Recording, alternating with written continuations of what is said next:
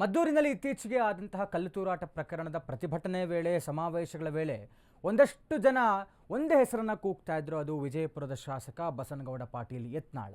ಈ ವಿಚಾರವಾಗಿ ಇವತ್ತು ಮದ್ದೂರಿಗೆ ಶಾಸಕ ಯತ್ನಾಳ್ ಅವರು ಭೇಟಿ ಕೊಟ್ಟಿದ್ದಾರೆ. ಮದ್ದೂರಿನಲ್ಲಿ ಶಾಸಕ ಯತ್ನಾಳ್ಗೆ ಅದ್ದೂರಿ ಸ್ವಾಗತ. ಯತ್ನಾಳ್ ಆಗಮನದ ಹಿನ್ನೆಲೆ ಕಾರ್ಯಕರ್ತರ ಜಮಾವಣೆ.